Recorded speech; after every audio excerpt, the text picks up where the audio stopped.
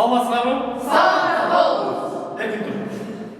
Түп райондук ички иштер бөлүмүнүн жол кыймылынын коопсуздугун камсыз кылуу бөлүмүнүн кызматкерлери Долон айылындагы Качкын Үмүталиев атындагы жалпы орто билим берүү мектебинде окуучуларга жолдо жүрүүнүн негизги эрежелери, жөө жүргүнчүлөр үчүн коюлган белгилер жана жол белгилеринин мааниси тууралуу кеңири маалымат беришти. Теориялык түшүндүрүүлөр менен катар практикалык мисалдар көрсөтүлүп, окуучулар жол белгилерин таанып билүү боюнча активдүү катышты. Бизге деген дайыма келип өтүшөт, анда деген бизге жолду өзүнүн кантип алып жүрүүнү үйрөтүшөт. Мына мисал айта келсек, бизде көптөгөн кесилиш жолдор бар. Ал жолдордон деген өтүп баратканда бизде биринчиден эле машина барбы же жокпу ошону кароого үйрөтөт.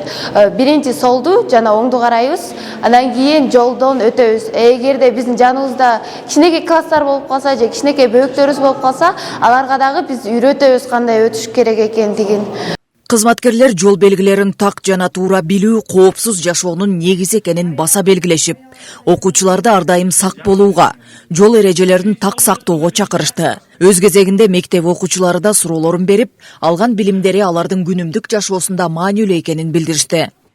Окуучуларга үйрөтүп, жолдо өзүнүн кандай жүрүш керек экен, кандай алып жүрүш керек экен, ошол эреженин баарын үйрөтүп, азыркы учурда жол кырсыктарын алдын алуу максатында иш-чаралар жүргүзүп атабыз.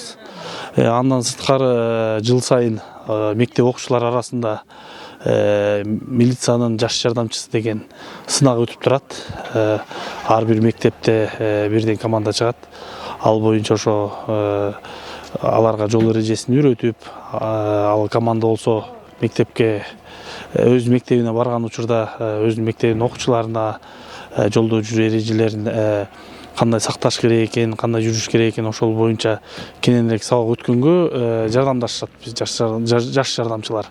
Мындай профилактикалык иш-чаралар жаш муундардын жол маданиятын жогорулатууга жана мүмкүн болуучу жол кырсыктарынын алдын алууга багытталат. Нуржан Дөткулова, Айбек Турдакунов, Ысык Көл жаңылыктар үчүн Түп районунан.